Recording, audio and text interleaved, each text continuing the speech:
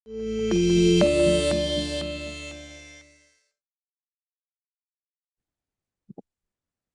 Bapak Ibu, saya senang kembali untuk bisa sharing, untuk berbagi pada sore hari ini. Dan dalam waktu kira-kira kurang lebih 20 menit ke depan, saya akan mengajak Bapak Ibu untuk merenungkan kebaikan Tuhan, keajaiban Tuhan. Seperti yang telah kita dengarkan melalui kesaksian untuk Ibu Tanlina, bagaimana yang tidak mungkin bagi manusia, terlalu mungkin bagi Tuhan. Karena itu sore hari ini, mari kita siapkan hati kita untuk menerima kebenaran firman Tuhan. Mari kita satukan hati di dalam doa.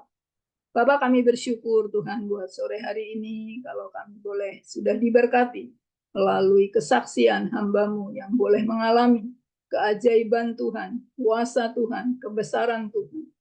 Biar kami mengucap syukur, biar kami juga memiliki dasar kebenaran firman Tuhan, untuk kami boleh setiap pribadi, Bapak, Ibu, saudara-saudari yang ada di dalam ruang Zoom ini, kami juga boleh mengalami semua apa yang menjadi penyediaan Tuhan yang disediakan bagi kami, orang yang percaya kepada-Mu. Di dalam nama Tuhan Yesus kami berdoa, dan kami mohon pengurapan-Mu turun bagi setiap kami, dan urapi hamba-Mu untuk dapat menyampaikan dengan bahasa yang sederhana, dengan kalimat yang mudah dimengerti, dan setiap kami dapat memahami, dan kami boleh mengalaminya. Di dalam nama Tuhan Yesus Kristus kami berdoa dan mengucap syukur. Amin. Oke, baik Bapak Ibu, ketika Bapak Ibu melihat atau mendengar kalimat amazing gift atau pemberian yang menakjubkan, kira-kira apa yang terbersit di dalam benak Bapak Ibu? Ya, kita tahu bahwa sebagian besar Bapak Ibu pasti pernah untuk menerima atau mengalami sesuatu yang mungkin membuat takjub, entah itu pemberian dari seseorang, entah itu tindakan dari seseorang yang membuat kita bisa kagum. Lalu kira-kira kalau Bapak Ibu mengalami seperti itu respon apa kira-kira yang bisa muncul di dalam diri kita masing-masing? Mungkin kita bisa kaget seperti terperanjat atau wow gitu ya, ekspresi dengan penuh sukacita, atau mungkin bisa saja kita menangis karena terharu, sampai mungkin kita tidak bisa berkata-kata lagi karena sesuatu yang kira-kira tidak mungkin terjadi, kita bisa terima yang tidak sesuai dengan kriteria kita, tetapi kita bisa menerimanya. Itulah sebuah keajaiban, ya. Ya, seringkali keajaiban itu diharapkan oleh seseorang ketika menemui jalan buntu, ketika kita divonis dokter, seperti tadi contohnya Ibu Tanlina, vonis dokter untuk tidak, harusnya secara ilmu medis tidak bisa memiliki keturunan. Namun bagi Tuhan tidak ada satupun yang mustahil. Ataupun masalah keluarga, masalah keuangan mungkin yang tidak kunjung selesai. Dan dikatakan bahwa jalan satu-satunya hanya datang kepada sumber pembuat keajaiban yang menciptakan manusia. Ya, kita akan belajar tentang pribadi yang, ya ini firman Tuhannya dari 2 Korintus pasal 9 ayat 15 dari terjemahan firman Allah yang hidup berkata, bersyukurlah kepada Allah oleh anaknya, oleh sebab anaknya, pemberiannya yang menakjubkan itu, yang tidak dapat diutarakan dengan kata-kata. Ya, kalau dari terjemahan sederhana Indonesianya mengatakan, syukur kepada Allah atas hadiah terbesar yang diberikannya kepada kita, yaitu Kristus sendiri.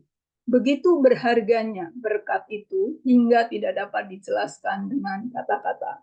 Ya, dikatakan di sini adalah pemberian yang utama, hadiah yang terbesar, hadiah yang menakjubkan, itu adalah pribadi dari anaknya sendiri, yaitu Yesus Kristus yang diberikan kepada kita. Betapa menakjubkannya, tidak ada kasih yang lebih besar daripada kasih yang memberikan anaknya untuk kita orang-orang berdosa, supaya kita yang boleh mengalami, boleh dibebaskan dari semua yang harus kita tanggung.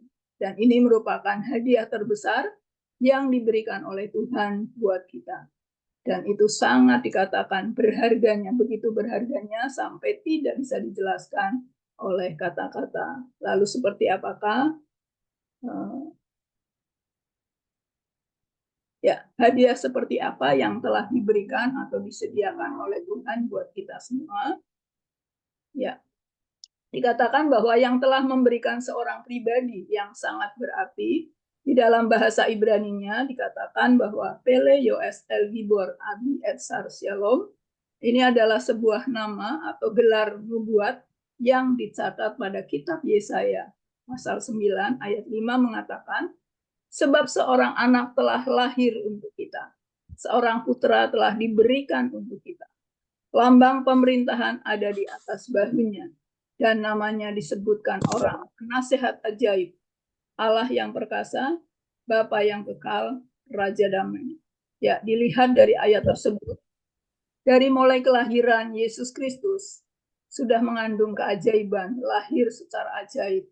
Lahir bukan karena hal yang normal, hal yang biasa, tetapi lahir dari Roh Allah sendiri. Dan kematiannya juga sudah penuh dengan keajaiban, karena bukan hanya mati, namun juga bangkit.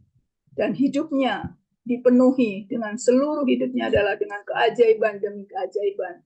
Jadi karena Tuhan Yesus penuh dengan keajaiban, maka kita yang mengikutinya, yang percaya, memiliki sebuah pengharapan yang besar untuk kita juga boleh mengalami keajaiban yang disediakan oleh Tuhan.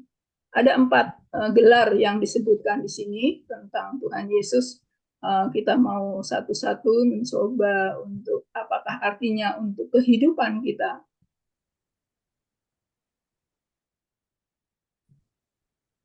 Ya, arti penting dari gelar-gelar tersebut. Yang pertama disebutkan, Yesus Kristus adalah sebagai penasehat yang ajaib, adalah pencipta dan juru selamat manusia.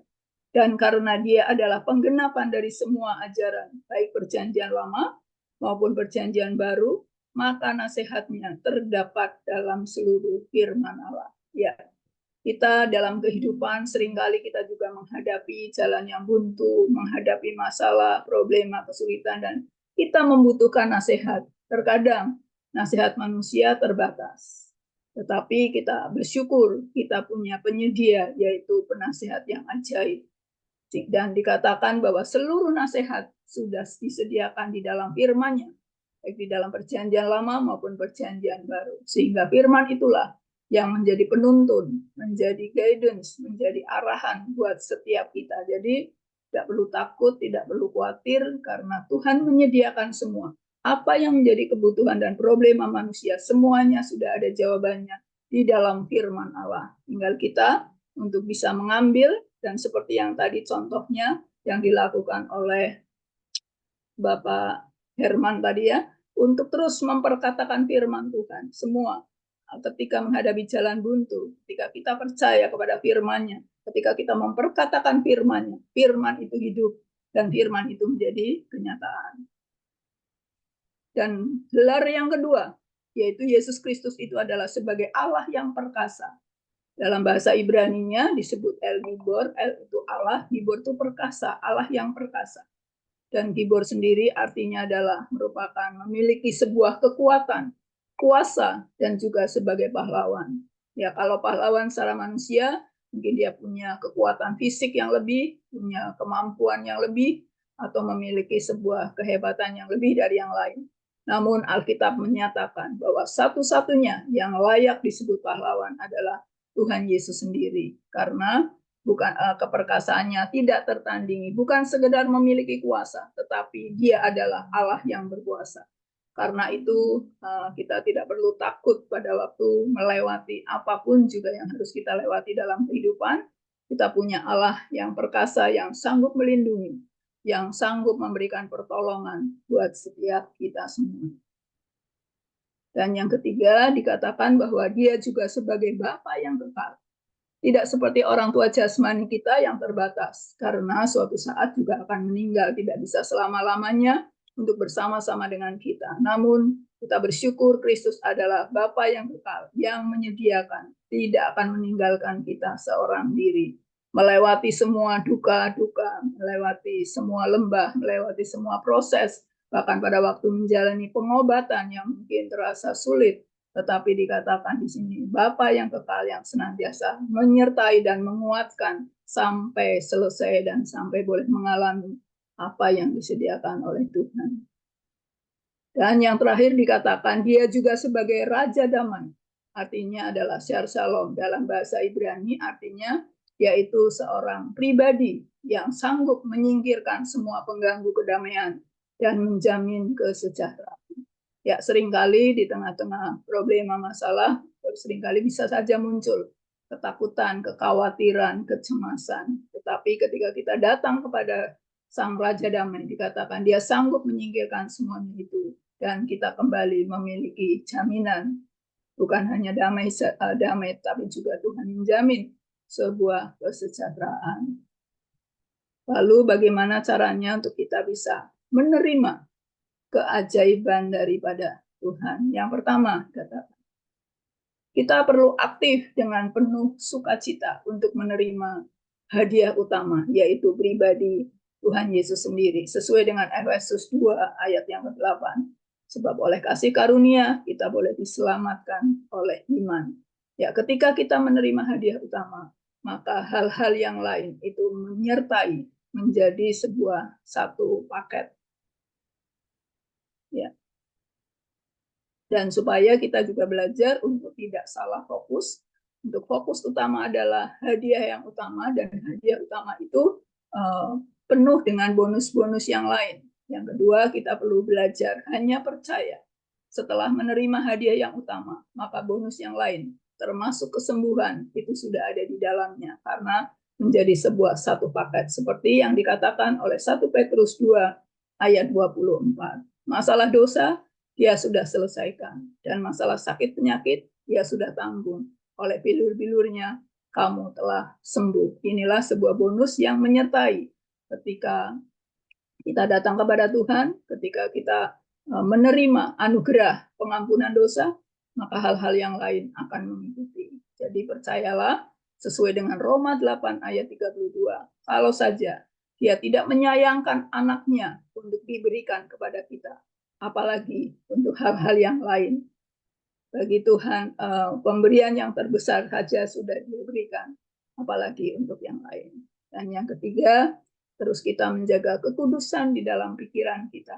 Karena seringkali yang muncul adalah dalam pikiran, bisa muncul ketika kita menantikan, mungkin menantikan proses kesembuhan yang belum kunjung datang, atau mungkin prosesnya masih belum signifikan.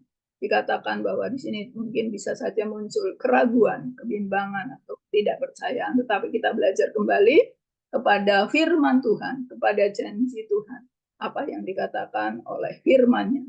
Sehingga ketika kita datang kembali kepada Raja Damai, maka keraguan itu disingkirkan dan kita bisa mengalami kedamaian kembali untuk belajar percaya kepada firman-Nya dan belajar menerima dan memperkatakannya. Ya. Proses ini adalah sebetulnya Tuhan tuh menyediakannya simpel. Tuhan memberikan contoh untuk bonus menyertai apa yang sudah kita terima, bahwa kesembuhan itu sudah diberikan buat kita semua. Jadi beberapa hari yang lalu saya tuh mengalami, karena tangan kanan saya tuh sudah tidak bisa untuk mengangkat berat yang cukup berat, barang yang cukup berat. Akhirnya tumpuan semua kalau saya membawa barang itu adalah di tangan kiri. Jadi akhirnya karena saya beberapa hari mengangkat barang, akhirnya bahu kiri saya itu sakit. Dan cukup berhari-hari rasa sakit itu cukup mengganggu, dan rasanya tuh nggak enak, namanya rasa sakit itu. Kemudian yang saya terpikir cuma saya mengambil arak gosok, kemudian saya gosokkan ke dalam bahu, ke atas bahu saya. Namun dikatakan bahwa tidak sakit itu, rasa sakit itu tidak hilang, tetapi masih aja terasa sakit dan gak enak. Sampai akhirnya Tuhan mengingatkan, kenapa nggak ambil apa yang sudah disediakan oleh Tuhan?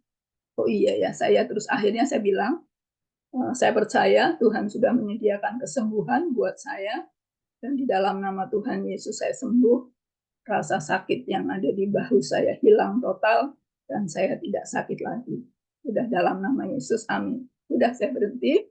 Kemudian nggak berapa lama, rasa sakit itu hilang total, dan puji Tuhan, di situ saya belajar mulai dari hal-hal yang kecil. Saya mempercayai bahwa bonus kesembuhan itu sudah menyertai ketika kita sudah menerima hadiah yang utama.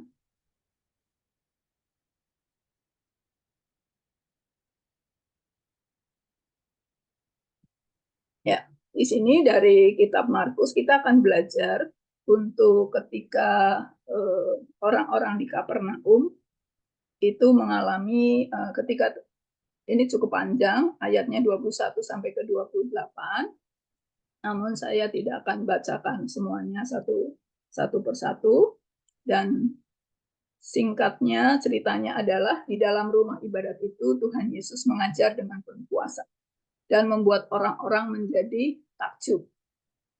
Kemudian tiba-tiba ada seorang yang kerasukan roh jahat berteriak dan cukup mengganggu, dan akhirnya Tuhan Yesus melakukan menghardik setan tersebut, roh jahat tersebut, untuk mengatakan diam dan keluar. Akhirnya roh jahat itu keluar dan orang-orang yang melihatnya menjadi takjub, ya, sehingga mereka memperbincangkannya dan ajaran apa yang mereka lakukan tersebut. Namun di sini sayangnya mereka hanya berhenti sampai mereka hanya takjub dan sampai hanya memperbincangkannya. Dan mereka tidak berusaha untuk mengenal siapa pribadi yang melakukan itu. Untuk lebih dalam lagi, di sini kita bisa ambil untuk pelajarannya. Apa yang bisa kita lakukan, respon seperti apa setelah kita mengalami keajaiban atau kebaikan Tuhan dalam kehidupan kita. Apa yang harus kita lakukan? Yang pertama, tidak atau jangan berhenti hanya takjub atau kagum apa yang kita lihat, apa yang kita terima mujizat tersebut, tetapi kejarlah pengenalan akan pribadi Tuhan Yesus melalui firman Tuhan dan hubungan pribadi dengan Tuhan, supaya kita boleh terus berakar di dalam Tuhan dan kita boleh terus bertumbuh dan boleh mengalami yang lebih banyak lagi apa yang menjadi penyediaan dari Tuhan.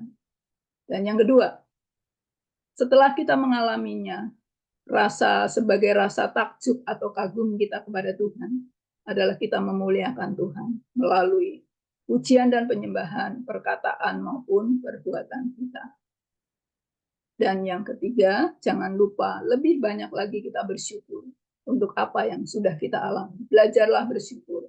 Ketika kita mungkin baru mengalami perbuatan yang kecil, belum perbuatan yang besar, namun kita belajar untuk terus mengucap syukur buat apa yang Tuhan lakukan dalam kehidupan kita.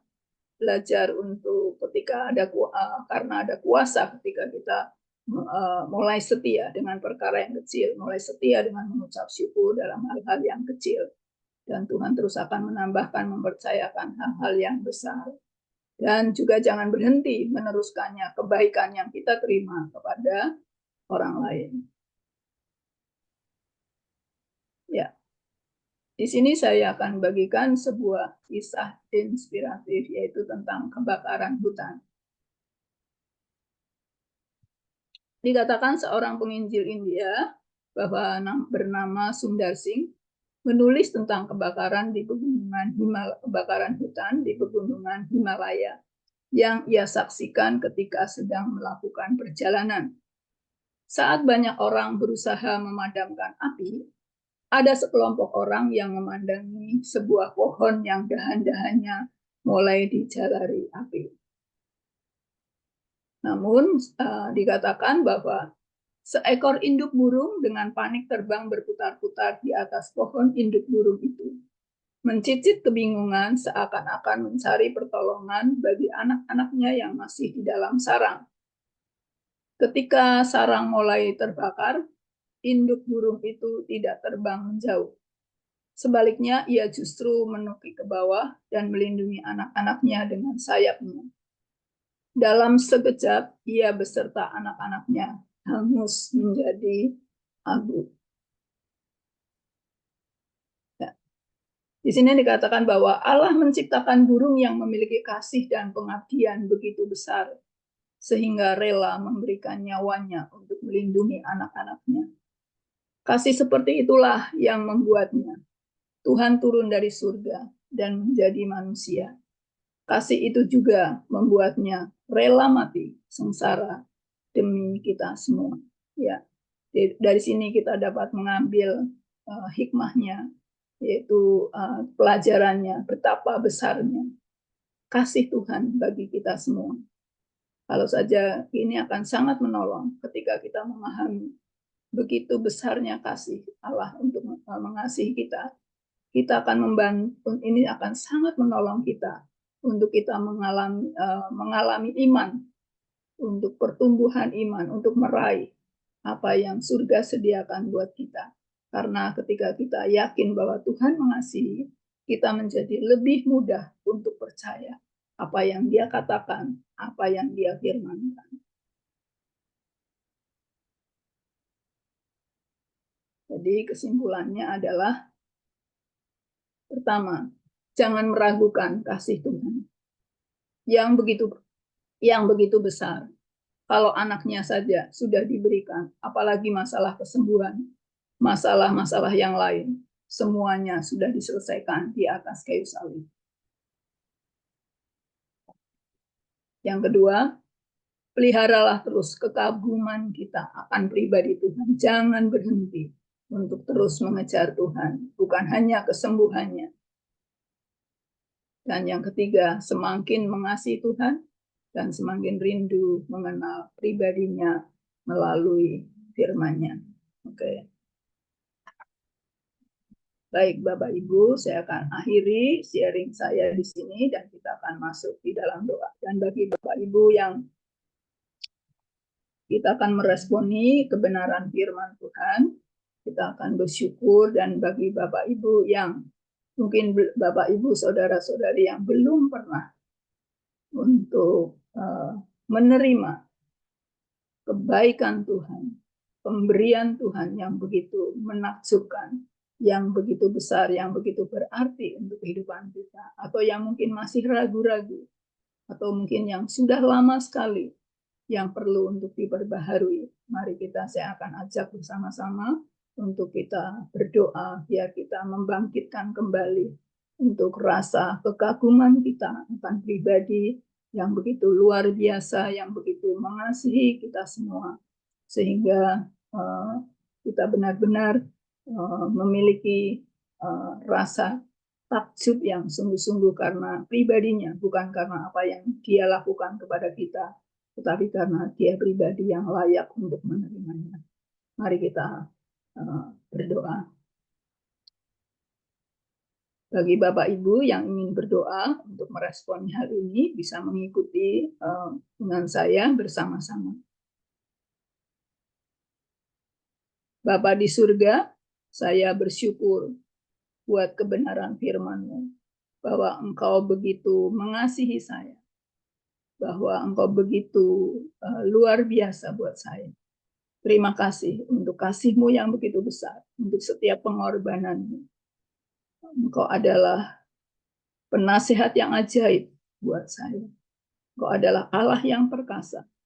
Engkau Bapa yang kekal. Engkau adalah Raja damai. Dan Engkau sudah menyelesaikan masalah dosa, semuanya sudah Kau tanggung.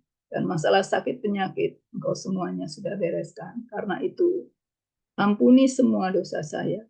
Ampuni semua keraguan saya. Ampuni semua ketidakpercayaan saya. Saya membuka hati untuk sungguh-sungguh menerima pemberian yang utama yang Tuhan sediakan bagi saya. Dan saya percaya Tuhan memberikan beserta dengan semua bonus yang disediakan buat saya. Di dalam nama Tuhan Yesus, biar Engkau menjadi yang utama dalam kehidupan saya. Dalam nama Tuhan Yesus, kami berdoa dan kami menerimanya. Amin. Oke, sekarang saya akan berdoa untuk bagi Bapak Ibu yang sakit. Silahkan menaruhkan tangan di bagian tubuh yang sakit. Saya memimpin di dalam doa. Dalam nama Tuhan Yesus, kami sepakat saat ini. Kami mengambil apa yang menjadi penyediaan Tuhan. Berkat kesembuhan sudah Tuhan sediakan bagi setiap kami. Kami mengambil berkat kesembuhan untuk orang-orang semuanya yang Bapak Ibu yang mengalami sakit penyakit kanker. Dalam nama Tuhan Yesus, semua sel-sel kanker mati dan tidak tumbuh lagi di dalam nama Yesus dan jadilah sembuh. Dalam nama Yesus, kami mengambil kesembuhan untuk semua yang mengalami sakit penyakit stroke, yang mengalami kelumpuhan, yang mengalami gangguan masalah kaki dan tangan. Di dalam nama Tuhan Yesus, kami memperkatakan semua syaraf-syaraf yang mati menjadi hidup kembali. Ada aliran darah dan kehidupan, sehingga kaki berfungsi kembali, tangan berfungsi kembali, di dalam nama Yesus. Yang mengalami masalah ginjal, kami memperkatakan, dalam nama Yesus kami mengambil kuasa keajaiban, mujizat terjadi untuk mendapatkan ginjal yang baru, di dalam nama Tuhan Yesus. Yang penyakit-penyakit yang lain, baik itu jantung, baik itu penyakit-penyakit liver, penyakit apapun juga, kami ambil saat ini kesembuhan di dalam nama Yesus. Kami terima saat ini dengan iman apa yang menjadi penyediaan Tuhan buat kami semua. Di dalam nama Tuhan Yesus kami berdoa dan mengucap syukur. Amin.